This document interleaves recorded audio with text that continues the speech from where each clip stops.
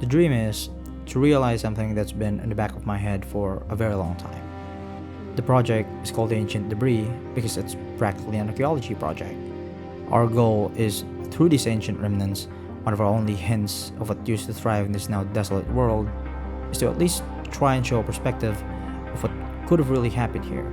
You know, how did we get to this point? While also exploring the nuances of what it was like just being someone living in these times. You know, things like what sort of cultures did they have? What kind of legends were passed down through generations? Were they religious? If so, what kind of gods did they believe in? So that was the first thing we did.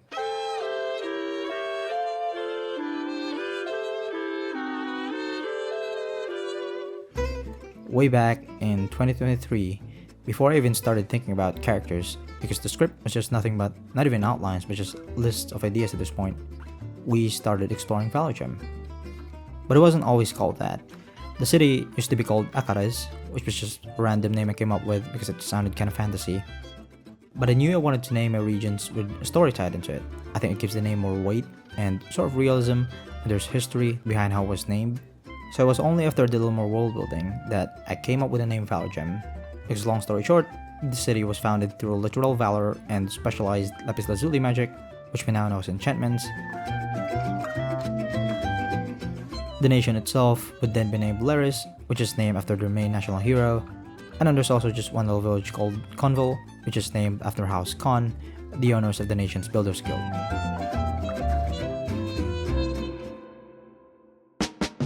Building the city itself was obviously a lot of work, and while I do love building, this channel actually used to be a building channel, this was also happening when I just started learning animation, which branches to many things when you want to create a pilot.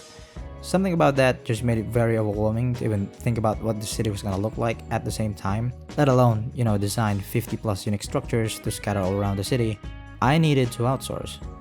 And so I stumbled upon these guys called RPW Team, who seemed to really like builds with grounded architecture, and also just really liked how they built on player scale, which was perfect for essentially a world building project expanding on a vanilla Minecraft structure. But there was also just one particular build they did that opened my eyes for what Valorgem could look like.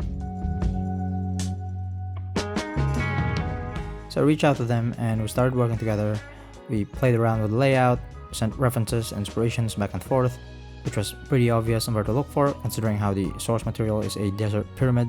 So Egypt is obviously there, but we also just wanted to experiment combining the other ancient wonders of the Mediterranean area. And so places like the Babylon, ancient Greece, and Rome were also just great inspirations for the architecture.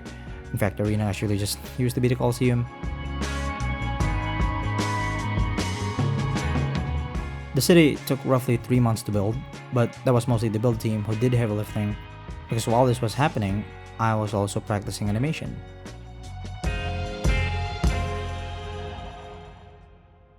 I started in 2D because for whatever reason I thought that'd be easier. If you've been with the channel for a while, then you might remember that I used to make shorts.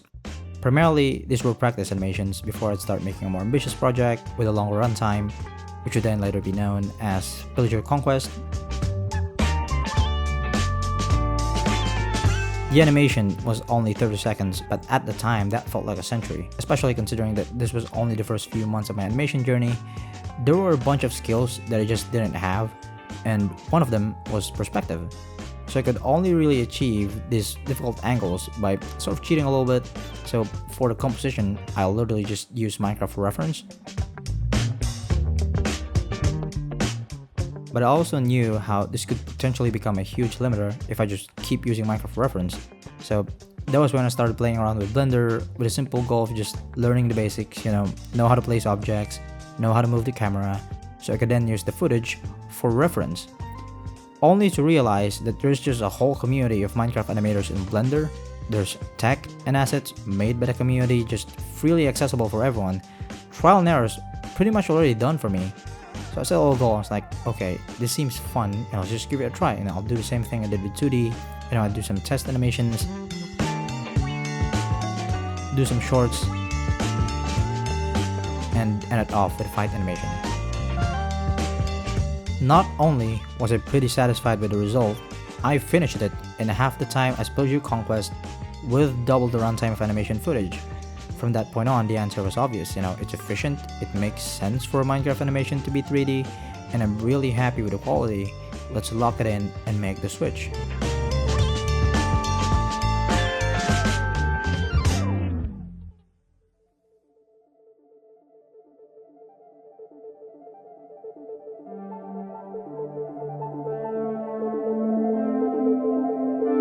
The build team has also just finished building Valorgem, which meant that I could finally just roam around the city and sort of ruminate what the story is actually going to be about. Because the next question is, can I actually do cinematic animation that could support an emotional narrative? Because everything I've done up to this point has only really been practice animations, so I knew before production would start that I'd need to do one final exploration to just give me confidence that we could actually pull this off.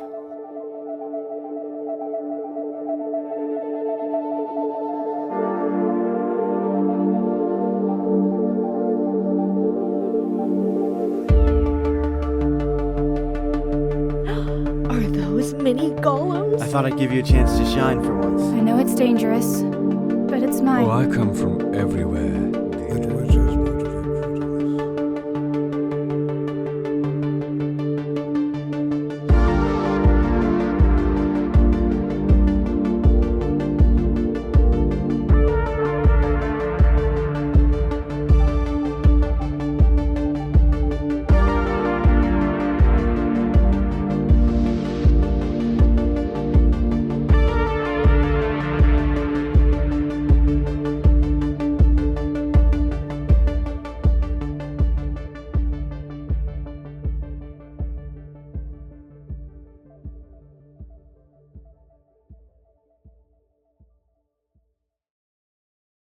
When thinking about the look of ancient debris, there was really only one question to ask, and that was, how can we embrace Minecraft but also bring something new? Like how the Lego movie embraces the limitations of Lego blocks, resulting to some really cool effects, and how the Spider-Verse looks like a comic illustration, even though it's 3D. What does Minecraft have?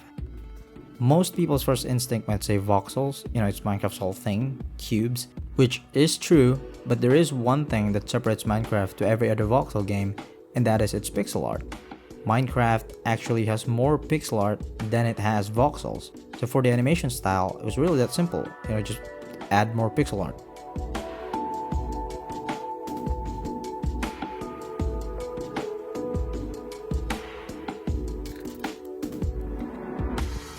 The first scene we animated was the tournament, and I just remember how surreal it felt to finally watch something that almost a year ago has only been a far-fetched idea.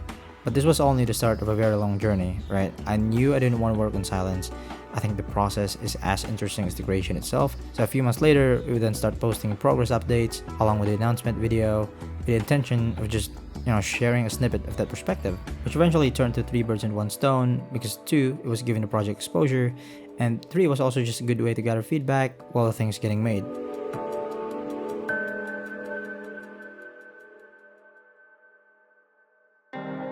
Let's actually do a more frame-by-frame breakdown. With all these thin models, Making this project has just been a really surreal experience. It's only through this project that I not only get to meet really cool people, but also insanely talented people that just boggles my mind and how their brain works. The support from the community has also just been really amazing. Just having an audience at all, people waiting for your project, it's just crazy to think about. Not to mention the incredible amount of effort that they've already put into contributing to the project, which I'm of course eternally grateful for. But that's where we're currently at. It's been a really fun journey so far. If you're watching this from the future, the pilot isn't even actually out yet. That's why I didn't really dive too deep into anything. Next episode, which drops after the pilot, is where we'll dive deeper into everything, including the things that we didn't really get to cover this episode. But for now, thank you so much for joining us on this journey, and I can't wait to see you next time.